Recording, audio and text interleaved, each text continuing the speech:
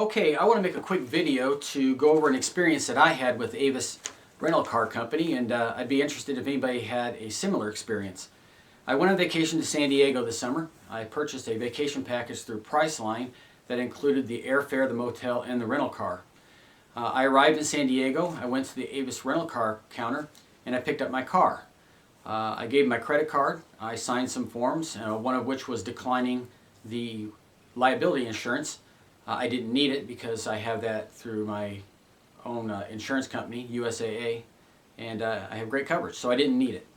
So I declined the services and I got the car and I went on vacation. Had a fantastic time, came back, dropped the car off at the counter, and closed out the purchase. They gave me my receipt. I had no other purchases on there because I had already paid for everything through Priceline. Well, I went home, and about a month after I arrived, I received a letter in the mail from Avis that said that I had owed them $114 for car insurance. Now, I knew I had declined that. I travel a great deal. I rent cars frequently, and I'd never had any issues like this before, and I always have declined coverage.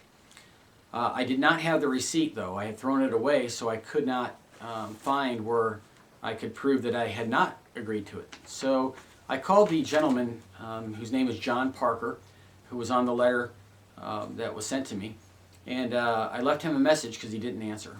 It sounded like he works in a warehouse, one of those warehouse phone places, because I heard a bunch of people in the background talking on phones. Well, I left him a message and I never heard back from him.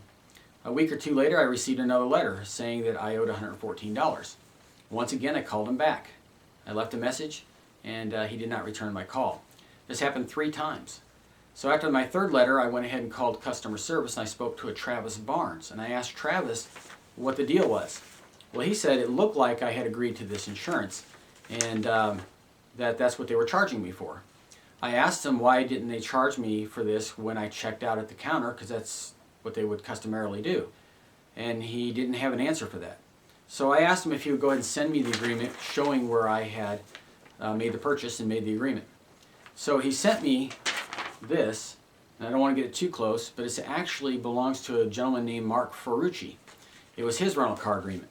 Unfortunately, on there it had all of Mark's personal information, credit card information, some personal phone numbers and address, and location of his travel.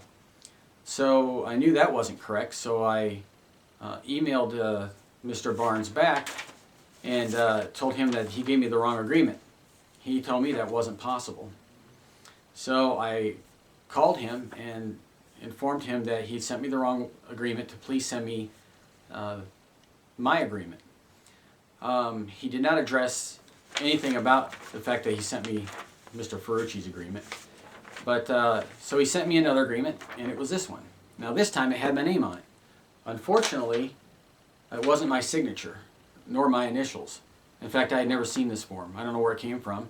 It had charges for the car on it, which it shouldn't have because I already made the purchase through Priceline. So I was confused. I called Priceline. Priceline said that all the purchases were completed and that I should owe Avis no charges at all.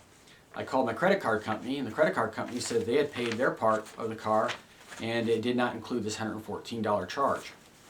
So I tried calling back to customer service, and they kept referring me back to this Mr. Parker. Well, I've called him on multiple occasions and can't get a hold of him, but about every other week or so I receive another letter saying that I owe $114 to Avis. The problem is I don't know how to solve it because I can't seem to get a hold of them.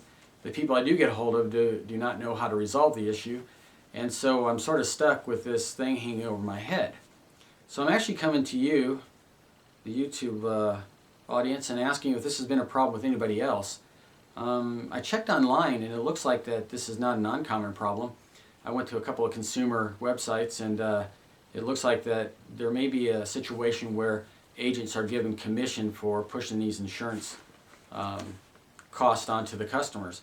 I don't know if that's true, but there's enough evidence online that other people have had similar experiences.